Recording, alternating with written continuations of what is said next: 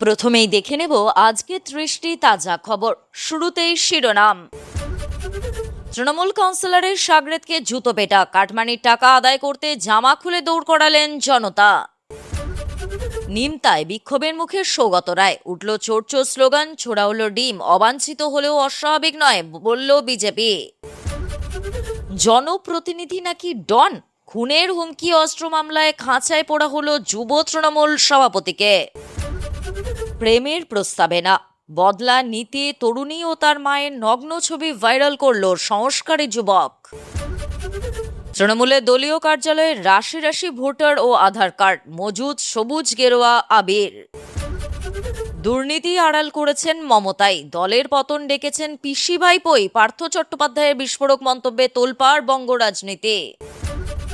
পশু কুরবানি নিয়ে ক্যানিংয়ের ডিজিটাল ক্রিয়েটরের ফেসবুকে উস্কানিমূলক পোস্ট নিয়ে সতর্ক করে দিল কলকাতা পুলিশ।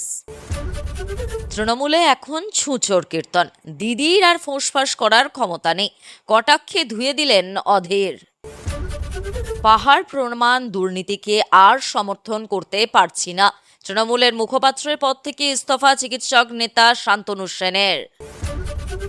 দক্ষিণবঙ্গে ধেয়ে আসছে কালবৈশাখী, আগামী 48 ঘন্টা পূর্ব বর্ধমান সহ 5 জেলায় ভারী বৃষ্টির সতর্কতা। ক্যানিং পূর্বে তৃণমূল বিধায়কের বাড়িতে সিআইডি, মিটিংয়েই যায়নি, ভূতে সই করল বিস্ফোরক বাহারুল। ধর্ষণ, খুনের চেষ্টা, হুমকি সহ একাধিক ধারায় মামলা, জেলেই থাকতে হচ্ছে তৃণমূল এমএলএ দিলীপ মণ্ডলকে।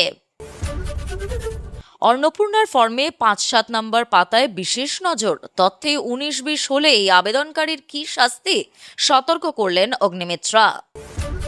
বাংলাদেশিরা পেয়ে যাবে এমনটা হবে না, অন্নপূর্ণা যোজনায় ফর্ম সরলীকরণ হবে বলে আশ্বাস দিলীপের। পাক চরবৃত্তির বড়সড় পর্দাফাঁস, গ্রাহকদের আধার ও নথি জাল করে সিম পাচার, পিংলা থেকে ধৃত 2। নয়না, কুণাল সহ তৃণমূলের 4 বিধায়কের বাড়িতে সিআইডি, স্ক্যানার, বিধায়ক সভায় পরিষদীয় দলের সেই চিঠি এবং স্বাক্ষর। পাটের ক্ষেতে কোটি কোটি টাকা লুকোতে সাহায্য করেছিলেন, লুকিয়েছিলেন ট্রিপলও, বাদুড়িয়ার পুরপ্রধানের হিসাবরক্ষক সহ ধৃত 2। এবার হিংসা ছড়ানোর অভিযোগে ধৃত দুর্গাপুরের তৃণমূল কাউন্সিলর, কোর্টে হাজির করাতে উঠল চোর চোর স্লোগান। টার্গেট মুসলিমরা, সুদকে হারাম বলে 3000 কোটি আত্মসাৎ নোহেরা শেখের, চরমে বিতর্ক। এছাড়াও রয়েছে আরো বেশ কিছু গুরুত্বপূর্ণ খবর, পুরো বিস্তারিত জানতে ভিডিওটি শেষ পর্যন্ত শুনুন। পরনে জামা নেই, পরিমুড়ি হয়ে ছুটছেন একজন, পিছনে তেড়ে ক্ষিপ্ত জনতা, উড়ে আসছে একের পর এক কিল, চর, ঘুষি, পায়ে চটি তুলে কেউ মারছেন সপাটে। এমন ছবি দেখা গেল বীরভূমের দুবরাজপুরে। তৃণমূল নেতাকে হাতে পেয়ে কাটমানি আদায় করতে জামা খুলিয়ে গোটা এলাকা তাড়িয়ে ছোটালেন বিক্ষুব্ধরা। এলাকাবাসীরা বলছেন, কারো কাছ থেকে 10,000, কারো কাছ থেকে 15,000, কেউ আবার 30,000 পর্যন্ত দিয়েছেন ওই কাউন্সিলরকে। অভিযোগ, আবাসের নামে টাকা আদায় করলেও কাউকে ঘর দেননি তিনি, টাকা দিলে তবেই মিলবে আবাসের ঘর। অভিযোগ দুবরাজপুর পুরসভার 6 নম্বর ওয়ার্ডের কাউন্সিলর ভাস্কর রুজের বিরুদ্ধে। দীর্ঘদিন ধরে আবাসের ঘর দেওয়ার নাম করে গরিব মানুষের কাছ থেকে হাজার হাজার টাকা আদায় করেছেন। এলাকাবাসীরা বলছেন, কারো কাছ থেকে 10,000, কারো কাছ থেকে 15,000, কেউ আবার 30,000 পর্যন্ত দিয়েছেন ওই কাউন্সিলরকে। অভিযোগ, আবাসের নামে টাকা আদায় করলেও কাউকে ঘর দেননি তিনি। স্থানীয় এক বিজেপি নেতার অভিযোগ, 4 তারিখের পর দেখে নেওয়ার হুমকি দিয়েছিলেন ওই কাউন্সিলর ও তার দলবল। আজকে তারই রোষ উগরে দিয়েছেন মানুষ। ক্ষমা চাওয়া তো দূর, কাউন্সিলর ভয়ে ঘর থেকেই বেরোচ্ছেন না। সরকার বদলাতেই ক্ষোভে ফুঁসছে এলাকা। স্থানীয়রা বলছেন, বিজেপি ক্ষমতায় আসার পর থেকেই তৃণমূল কাউন্সিলরের টিকি পর্যন্ত দেখা যাচ্ছে না। ভয়ে এমন জায়গায় গা ঢাকা দিয়েছেন, স্থানীয়রা পর্যন্ত তার হদিশ পাননি, যার জেরে কার্যত ক্ষোভের বিস্ফোরণ ঘটে এদিন। কাউন্সিলর ঘনিষ্ঠ তৃণমূল নেতা ধনঞ্জয় গড়াই ওরফে ধনু মাস্টারকে নাগালে পেতেই শুরু হয় বেধড়ক মারধর। টাকা ফেরতের দাবিতে জামা খুলিয়ে রীতিমতো গোটা এলাকায় ওই নেতাকে তাড়িয়ে তাড়িয়ে মারধর করেন বিক্ষুব্ধ জনতা। নিজেরই সংসদীয় এলাকায় থানায় অভিযোগ জানিয়ে ফেরার পথে বিক্ষোভের মুখে পড়লেন তৃণমূল সাংসদ সৌগত রায়। দমদমে তৃণমূল সাংসদকে ঘিরে ধরে উঠেছিল চোর চোর স্লোগান। এমনকি প্রবীণ তৃণমূল সাংসদকে লক্ষ্য করে ছোড়া হয়েছিল ডিমও। ঘটনার পরে প্রথম প্রতিক্রিয়া জানালেন তৃণমূল সাংসদ। বললেন, আমি পাল্টা জানতে চাই কে চোর। এদিনের ঘটনা প্রসঙ্গে সৌগত রায় বলেন, বিজেপির নিচু স্তরে নিয়ন্ত্রণ নেই, আমাদের কর্মীদের বাড়ি আক্রমণ হয়, আমি থানায় যাই, থানার বাইরে স্লোগান দেয় বিজেপির কর্মীরা, আমি আলোচনার পরে বেরোনোর সময় চোর চোর স্লোগান দেয়। তৃণমূল সাংসদ বলেন, আমি পাল্টা জানতে চাই কে চোর। ওরা জবাব না দিয়ে পাল্টা অশ্লীল ভঙ্গি করেন। আমি গাড়িতে উঠি, আমার গাড়ি লক্ষ্য করে ডিম ছোড়ে, অসভ্যতা করেছে। শ্রমিক ভট্টাচার্য, শক্তি চ্যাটার্জি আওড়ায়, আর এই সব হচ্ছে। আমাকে দাবিয়ে রাখা যাবে না, নেতারা উস্কে দিচ্ছে। তবে এদিনের ঘটনা প্রসঙ্গে ইঙ্গিতপূর্ণ প্রতিক্রিয়া আসে বিজেপি বিধায়ক তাপস রায়ের কাছ থেকে।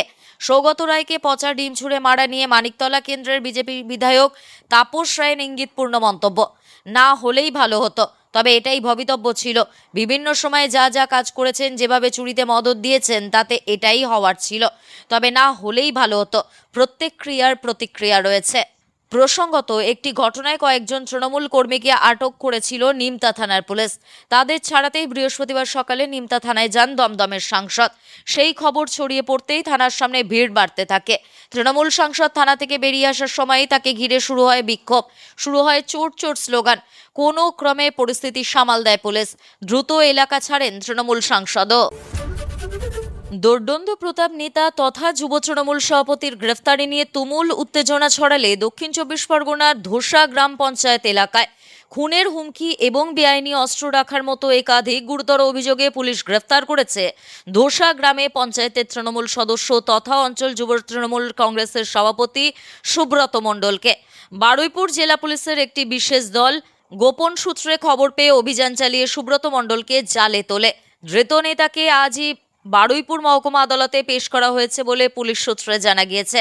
পুলিশ প্রশাসন ও স্থানীয় সূত্রে জানা গিয়েছে, বেশ কিছুদিন ধরেই ধোসা গ্রাম পঞ্চায়েতের এলাকায় আইন শৃঙ্খলার অবনতি এবং বিভিন্ন অসামাজিক কাজকর্মের অভিযোগ উঠছিল। এর মাঝেই সুব্রত মণ্ডলের বিরুদ্ধে এক ব্যক্তিকে আগ্নেয়াস্ত্র দেখিয়ে প্রাণনাশের হুমকি দেওয়ার অভিযোগ দায়ের হয় স্থানীয় থানায়। অভিযোগ পাওয়ার পরই বিষয়টি অত্যন্ত গুরুত্ব সহকারে দেখতে শুরু করেন পুলিশ প্রশাসন। এরপর সুনির্দিষ্ট গোপন খবরের ভিত্তিতে বারুইপুর থানার পুলিশ ধোসা এলাকায় একটি বিশেষ অভিযান চালায়। সেই অভিযানেই হাতে নাতে পাকড়াও করা হয় অভিযুক্ত তৃণমূল পঞ্চায়েত সদস্য সুব্রত মণ্ডলকে। পুলিশের প্রাথমিক অনুমান, এলাকায় নিজের রাজনৈতিক আধিপত্য কায়েম রাখতে এবং বিরোধী বা ভিন্ন মত অবলম্বীদের ভয় দেখাতেই এই ধরনের বেআইনি অস্ত্রের ব্যবহার করা হয়েছিল। বারুইপুর পুলিশ জেলার এক উচ্চপদস্থ আধিকারিক জানিয়েছেন, ধৃত সুব্রত মণ্ডলের বিরুদ্ধে ভারতীয় ন্যায় সংহিতা, খুনের হুমকি সংক্রান্ত ধারা এবং অস্ত্র আইনের একাধিক জামিন অযোগ্য ধারায় মামলা রুজু করা হয়েছে। পুলিশি জেরায় অভিযুক্ত নেতা অস্ত্রের উৎস সম্পর্কে কি জানিয়েছেন তা অবশ্য তদন্তের স্বার্থে এখনই খোলসা করতে চায়নি প্রশাসন। অনলাইনে এক পরিচিত ও তার মায়ের নগ্ন ছবি ছড়িয়ে দেওয়ার অভিযোগে গ্রেফতার হলো এক যুবক। সে দিল্লির বাসিন্দা। ধর্মের ভিডিও বানিয়ে অনলাইনে শেয়ার করত ওই যুবক। সেই সূত্রেই আলাপ হয় ওই তরুণীর সঙ্গে। শেষ পর্যন্ত আহমেদাবাদে সাইবার অপরাধ দমন শাখা তল্লাশি চালিয়ে গ্রেফতার করল অভিযুক্তকে। ঠিক কি হয়েছিল? জানা যাচ্ছে, ওই তরুণীর বাড়ি গুজরাট। অভিযুক্ত সুমিত নেমচাঁদ শর্মার সঙ্গে তার পরিচয় হয় অনলাইনে ধর্মীয় বিষয়ে কথা বলার সময়, কিন্তু ক্রমেই যুবক বিষয় বদলে ওই তরুণীর সঙ্গে ঘনিষ্ঠ সম্পর্ক করতে চায়, কিন্তু বন্ধুত্বের এহেন প্রস্তাব মুহূর্তে ফিরিয়ে দেয় তরুণী। দাবি, এরপরই জব্দ করার মতলব আটেন সুমিত। তদন্তকারীদের সূত্রে জানা যাচ্ছে, গত ডিসেম্বর থেকে 6 এপ্রিল পর্যন্ত লাগাতার সোশ্যাল মিডিয়ায় ওই তরুণীকে অনুসরণ করতে থাকে সে। তরুণী ও তার মায়ের নানা ছবি ডাউনলোড করতে থাকে।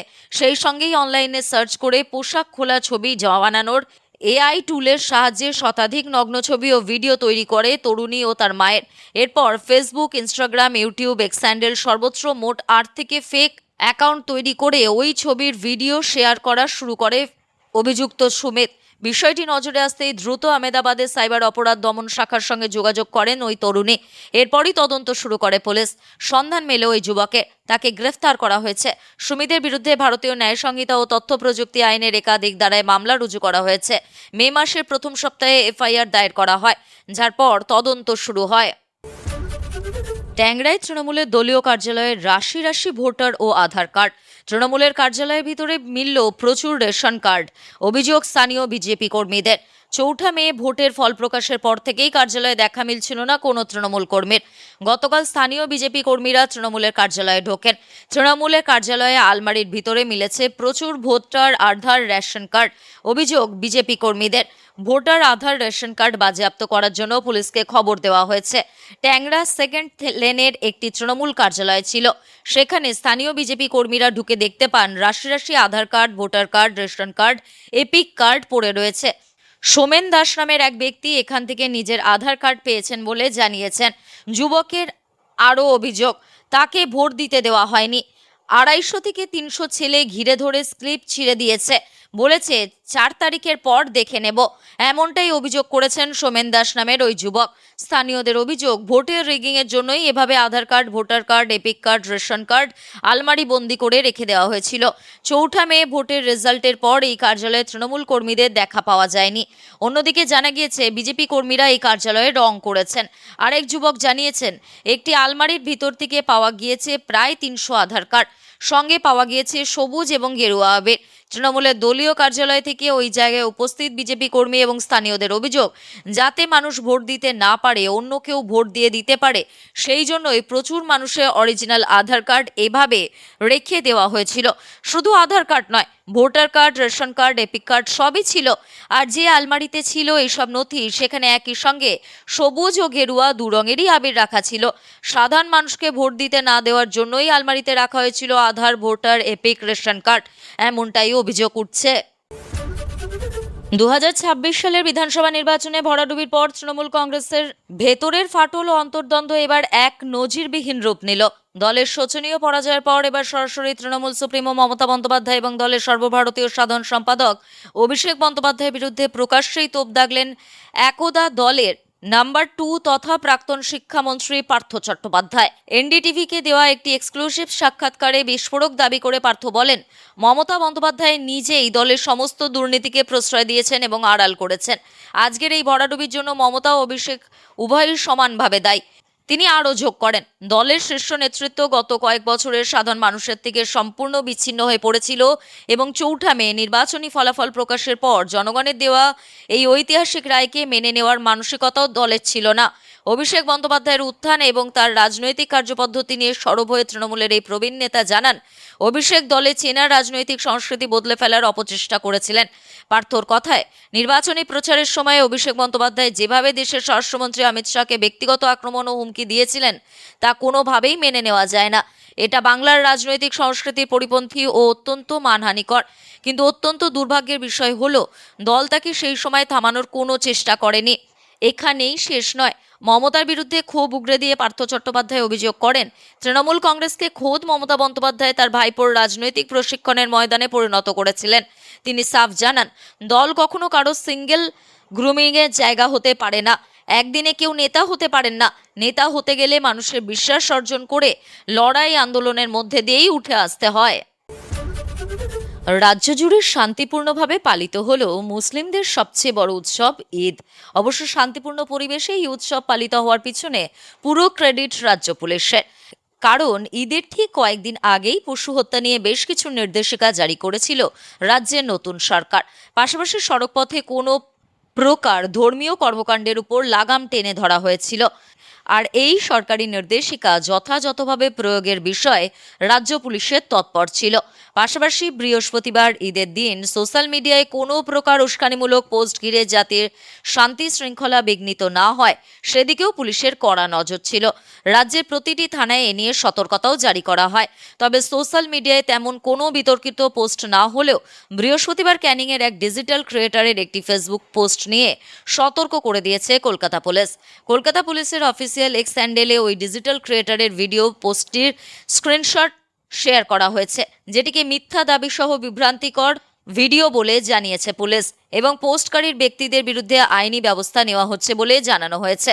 কলকাতা পুলিশ যে পোস্টটি নিয়ে সতর্ক করে দিয়েছে, সেটি জনৈক এমডি আজহারুল শেখ নামে এক ব্যক্তি গতকাল পোস্ট করেছিলেন।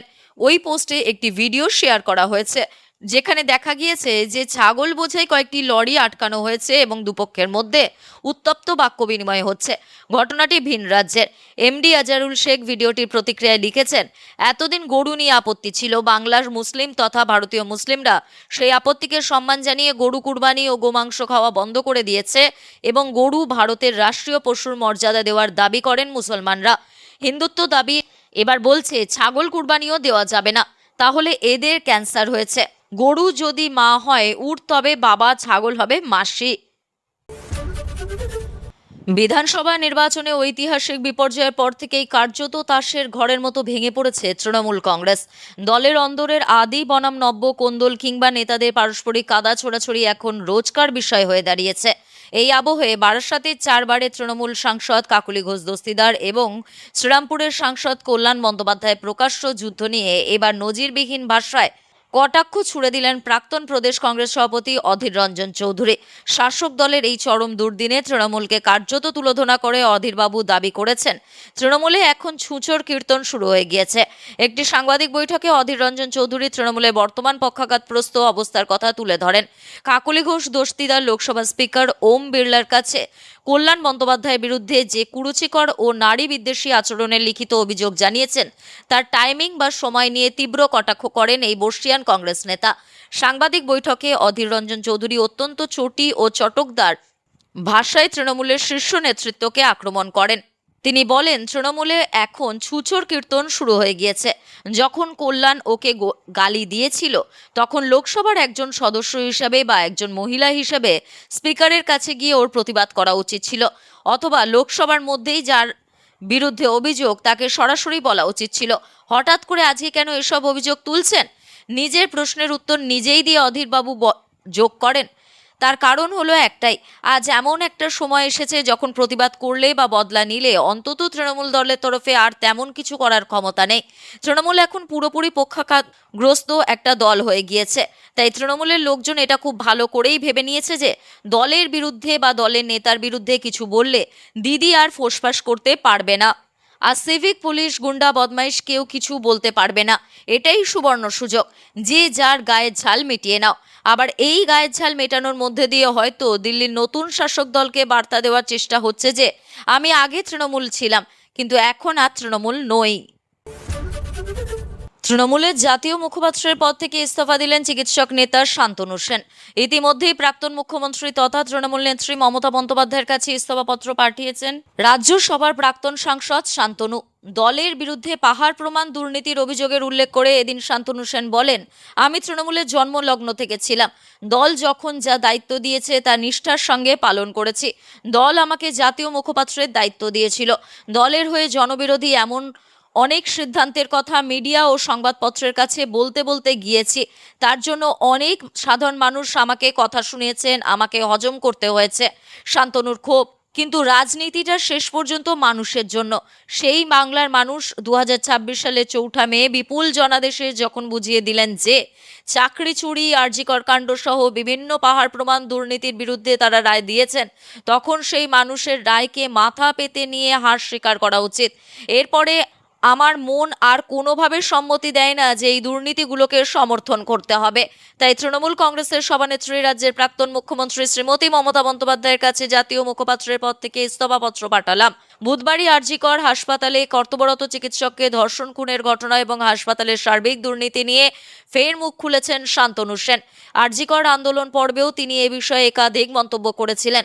তাকে জুনিয়র ডাক্তারদের আন্দোলনকে সমর্থন করতে এবং রাত দখল কর্মসূচিতে রাস্তায় নামতে দেখা গিয়েছিল। রাজ্যের রাজনৈতিক ক্ষমতায় পালাবদলের পর শান্তনু জানিয়েছেন, নতুন সরকারকে ওই সংক্রান্ত যে কোনো তদন্তে তিনি সহযোগিতা করতে প্রস্তুত। দক্ষিণবঙ্গে কালবৈশাখীর দাপট। আগামী অন্তত 48 ঘন্টা রাজ্যে প্রায় সব জেলাতেই ঝড় বৃষ্টি হবে। এর মধ্যে পূর্ব বর্ধমান জেলায় ভারী বৃষ্টির সতর্কতা জারি করা হয়েছে আলিপুর আবহাওয়া দফতরের তরফে। অন্যদিকে উত্তরবঙ্গে ধীরে ধীরে কমবে বৃষ্টির পরিমাণ। মূলত উপরের দিকের কয়েকটি জেলাতেই বিক্ষিপ্ত বৃষ্টির সম্ভাবনা থাকবে। ওড়িশার উপর একটি ঘূর্ণাবর্ত সক্রিয় হয়েছে। পাশাপাশি উত্তরপ্রদেশ থেকে ওড়িশা এবং বিহার থেকে অন্ধ্রপ্রদেশ পর্যন্ত বিস্তৃত রয়েছে 2টি অক্ষরেখা। এই জোড়া সিস্টেমের প্রভাবে দক্ষিণবঙ্গের জেলাগুলিতে বজ্রবিদ্যুৎ সহ ঝড় বৃষ্টির অনুকূল পরিস্থিতি তৈরি হয়েছে। মৎস্যজীবীদের জন্য জারি করা হয়েছে কড়া সতর্কবার্তা। আজ ও আগামীকাল পশ্চিমবঙ্গ ও উত্তর ওড়িশা উপকূলে সমুদ্রে যেতে নিষেধ করা হয়েছে। সমুদ্রপৃষ্ঠে ঘন্টায় 60 কিলোমিটার বেগে ঝোড়ো হাওয়া আশঙ্কা রয়েছে, ফলে সমুদ্র উত্তাল থাকবে। আজ দক্ষিণবঙ্গের পূর্ব বর্ধমান এবং সংলগ্ন এলাকায় বিক্ষিপ্তভাবে ভারী বৃষ্টি হতে পারে। বর্ধমান ছাড়া নদিয়া, বাঁকুড়া, হুগলি এবং পশ্চিম মেদিনীপুর জেলায় ঘন্টায় 70 কিলোমিটার বেগে দমকা হাওয়ার সঙ্গে বজ্রবিদ্যুৎ সহ মাঝারির সম্ভাবনা রয়েছে। কলকাতা সহ দক্ষিণবঙ্গে অন্যান্য জেলাতেও 50 থেকে 60 কিলোমিটার বেগে ঝোড়ো হাওয়ার সঙ্গে হালকা থেকে মাঝারি বৃষ্টি হতে পারে। শুক্রবারও দক্ষিণবঙ্গের আবহাওয়া খুব একটা পরিবর্তন হবে না। পূর্ব ও পশ্চিম মেদিনীপুর, ঝাড়গ্রাম এবং বাঁকুড়া জেলায় 60 থেকে 70 কিলোমিটার বেগে ঝোড়ো হাওয়ার সঙ্গে বজ্রবিদ্যুৎ সহ বৃষ্টির সতর্কতা রয়েছে। কলকাতা সহ বাকি জেলাগুলিতেও ঝড় বৃষ্টি হবে। শনিবার ও রবিবার বিক্ষিপ্তভাবে ঝড় বৃষ্টি চললেও তার তীব্রতা কিছুটা কমবে। বজ্রবিদ্যুৎ সহ বৃষ্টির সঙ্গে ঘন্টায় 30 থেকে 50 কিলোমিটার বেগে ঝোড়ো হাওয়া বইতে পারে। তবে রবিবারের পর থেকে বৃষ্টি আর তেমন হবে না। বাড়বে গরম এবং আর্দ্রতাজনিত অস্বস্তি। উত্তরবঙ্গে আপাতত ভারী বৃষ্টির কোনো সতর্কতা নেই। আজ ও আগামীকাল দার্জিলিং, মালদহ এবং 2 দিনাজপুরে বজ্রবিদ্যুৎ সহ ঝড় বৃষ্টির সম্ভাবনা বেশি থাকবে। শনিবার থেকে উত্তরবঙ্গেও ধীরে ধীরে কমবে ঝড় বৃষ্টির দাপট। আজকের গুরুত্বপূর্ণ ঘটনাগুলি এখানেই শেষ। পরবর্তী আপডেটের জন্য সঙ্গে থাকুন এবং সঠিক তথ্য পেতে অপেক্ষা করুন। ধন্যবাদ।